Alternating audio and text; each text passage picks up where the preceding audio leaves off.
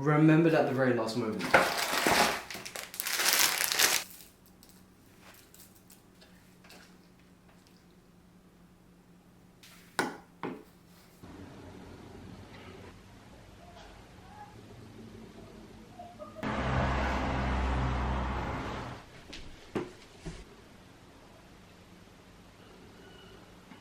Good morning. Do you know what? I feel like it would be appropriate for this series anyway that I call you delicious people.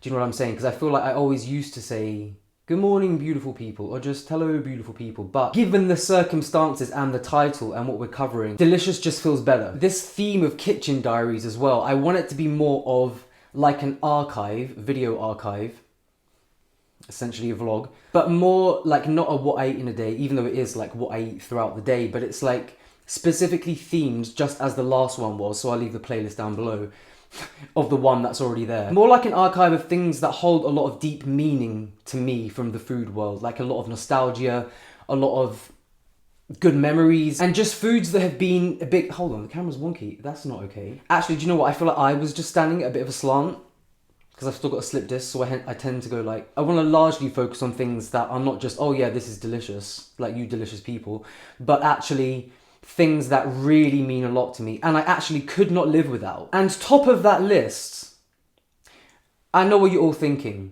I know where you're all going. I went there too, right? I was thinking, what does Miles like the most? What would be number one on his list? Even the people in China know that. The people that don't have YouTube must know that, right? It's obviously tahini. The thing is, it's not. The thing is, it's not, okay? Wait there. See, that's what I'm talking about. This is what I'm talking about. If only I could explain to you guys how much this food, substance, whatever you want to call it, means to me. As long as I have lived, it has been a huge part of my life. And I've never actually shared this story and this weird story. And it's kind of crazy because me in my line of work in nutrition as well, I'm aware of the need for variety and colour and nutrients and micronutrients and antioxidants and enough protein, enough fat, enough carbs, whatever, right? But honestly, as a child, and also as a child that was in intensive sport training since the age of 5, the only thing I wanted to eat, probably until I was 14, was Marmite on toast. That is no exaggeration. I think my record in one day was 34 slices of whole grain seeded bread, toast, with a thick layer, and I mean a thick layer of gorgeous, salty Marmite on top. It's just the best thing in the whole world. When I left home, I think at the age of 13 and a half, when I went to Florida to live there, where I was training in the sport I was in, they don't sell Marmite out there, right? Maybe they do now, I don't know. That's all I would eat. All I would want was Marmite, and I never got any deficiencies, and I was actually a very strong child. I was actually quite a tall child in my class. I had endless amounts of energy. I want to dedicate that not even to myself, but to the beautiful thing that is Marmite. My mate's Marmite. I know a lot of people genuinely hate Marmite, and I genuinely hate you. I know a lot of people hate Marmite, but I'm here to teach you that actually, because of its savoury, salty nature, you don't have to have it as a thick, and when I say thick, I mean I would have that much Marmite on each toast. No exaggeration at all. Anyway, when I went to live in Florida alone, away from my family, where they didn't have Marmite, we had, obviously a huge canteen there, and we had tons of food there. It wasn't the best quality, but I guess all the other kids were satisfied. I struggled to eat. I genuinely struggled to fuel myself because all I wanted to eat was Marmite. I had actually become accustomed to pretty much... I'm slightly exaggerating when I say only Marmite and toast, but I'm not exaggerating at all when I say breakfast and lunch would probably only be Marmite and toast, right? For years and years and years. And somehow I still developed fine that way. So when I went over there and I was struggling to eat normal food, my parents were like, okay, fuck it. We're just going to send him jars of Marmite. Keep him going. Keep him training. Send him the jars of Marmite. Send him the jars of Marmite. I, even as a kid, I don't know how I had this thought, but I was like, I really hope they don't stop my Marmite in customs, because otherwise I'll genuinely have to go home. Funny thing is, when I was over there in the dorms, and again, I was just lapping up Marmite jar after Marmite jar, and my American friends were like, what the fuck is that? What the fuck is that? And then I gave them a spoon, and legit, they all spat it out because they'd never tasted anything that salty And I also didn't warn them, hey, it's extremely salty, I just gave them a mouthful. So that's probably why. I think if you haven't grown up with it, you know, that intense hit of saltiness that you very rarely get in a mouthful anywhere else, you can use a smaller amount of it in dishes, just like you would with, say, veggie stock or something like that, to give it a savoury but absolutely delicious kick. And I think the best thing about Marmite, even though I know half the world absolutely hates it, yeah, the best thing about this is that it is very, very high nutritionally speaking, and I think this is maybe why I got away with eating so much seeded grain toast as a youngster and in my teens with Marmite as like most of my meals, even though it sounds ridiculous, especially for an athlete, because this is one of the highest sources of B vitamins in the whole world. If you peel the label off, you can see the B vitamin spectrum underneath, B6, B12, B9, like all the B vitamins. I mean, essentially this is yeast, it's brewer's yeast, I think. So similarly to nutritional yeast, this is extremely high in B vitamins. You can pretty much do anything with Marmite. You can slather it all over your body and be sticky as hell for the next 5 days if you want. The point being, you can do pretty much anything with it. But as I'm an annoying vegan, I feel like it's my responsibility to show you how to make it with tofu, so that's what we're doing. Comment down below, what do you put Marmite on? What do you enjoy it on the most? Because I feel like I've tried it on everything, but I want to make sure. I was gonna say I swear I don't do this every time I make lunch, but I do quite often, I'm not gonna lie.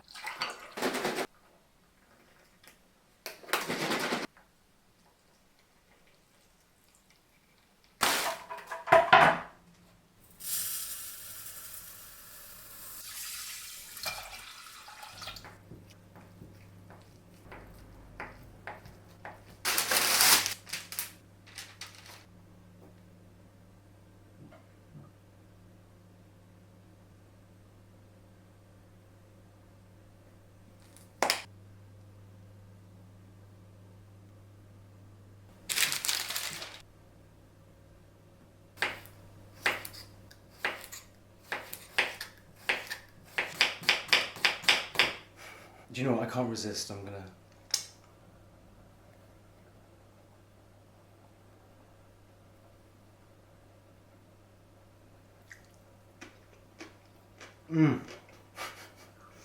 Fuck me, that's salty.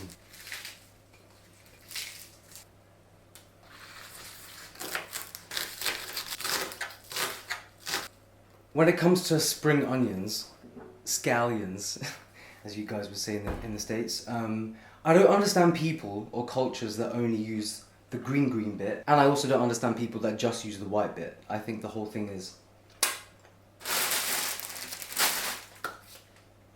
amazing.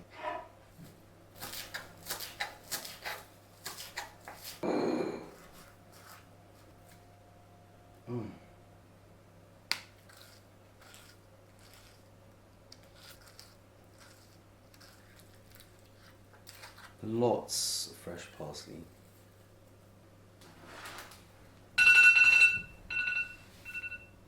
Hate that sound in the morning.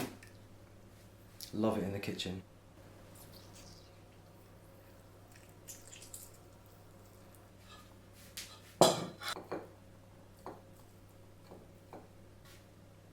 Guys, I apologise about the yellow lighting. It is... what time is it? It is... okay, it's a late lunch, 3:44, and it is looking pitch black outside. I know you probably don't care, but I care about these things. Cannot ever have a meal like this without kimchi is the answer.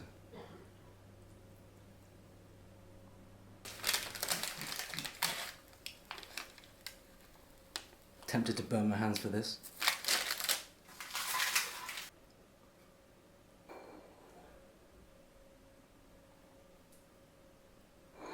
Again, not the most attractive of meals, but fuck me, one of the tastiest. The Marmite not only provides like saltiness, but can it fucking focus? A little like crunchy, crispy glaze as well. And yes, I am a white rice person now. I am converted. Little drizzle of good extra virgin olive oil just makes everything better and healthier.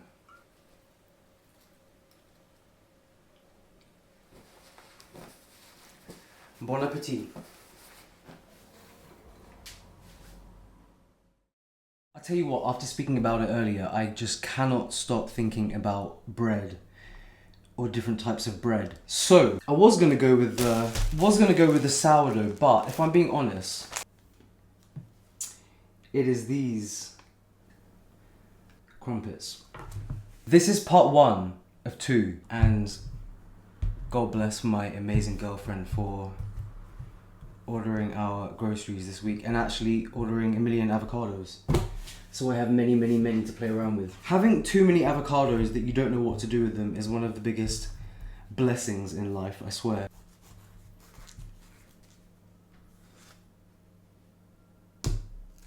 The smell when these are fresh out of the, I was gonna say oven, but toaster.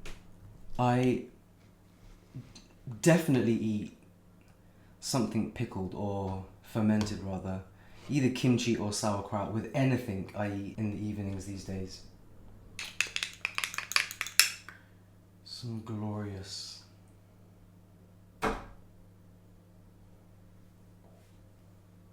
See, that's what I'm talking about.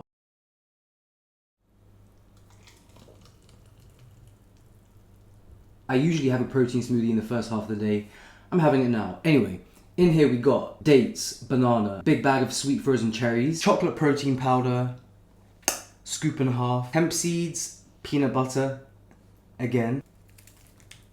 This is what I'm talking about, my friends. It's better than granola on top. It's the best topping in the world. Can we appreciate? I'm such a sweet person in general though, you know. Like if I had to choose one, it would 100% be sweet things.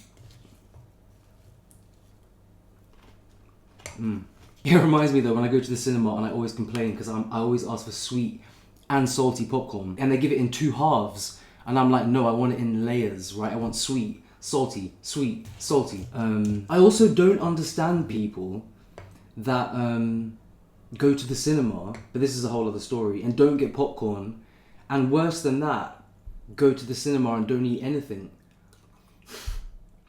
For me, it doesn't matter how good the movie is, I need something to munch on. One thing I miss about living in Florida is the refill. Number one, the popcorn.